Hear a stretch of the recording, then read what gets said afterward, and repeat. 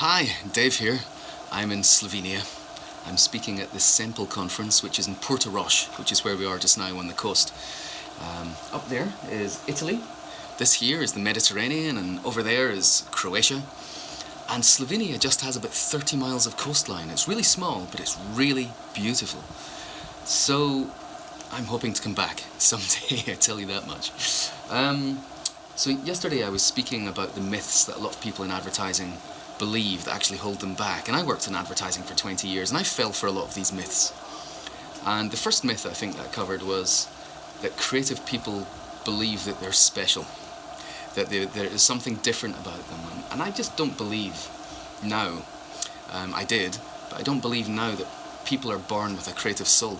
I don't believe that there's people who are born creative and others who aren't born creative. I believe we're all born with the same abilities and the same opportunities.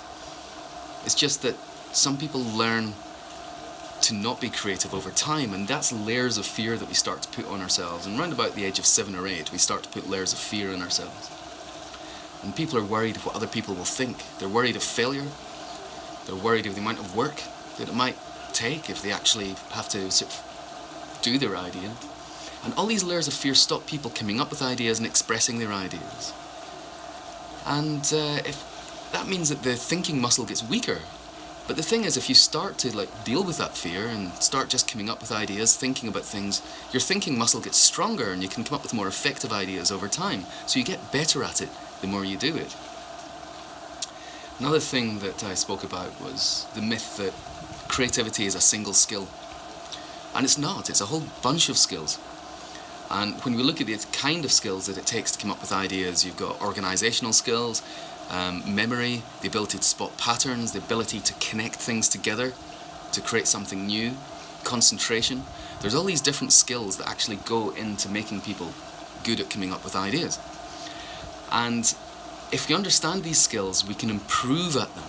And by improving at these little skills, we improve at coming up with ideas.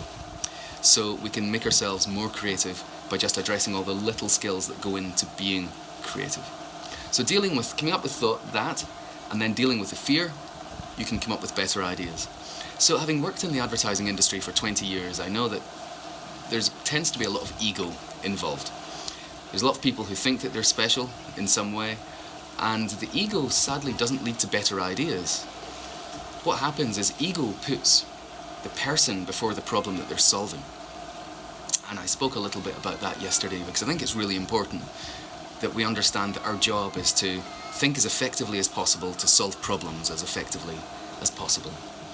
So hopefully down here in the Balkans I've managed to burst a few bubbles for people and maybe sort of help open them up to coming up with better ideas. But I'm going to be shortly heading back to the UK via Venice. Venice is the best way to get here to Portorož, so I fly from Italy, even though I'm in Slovenia.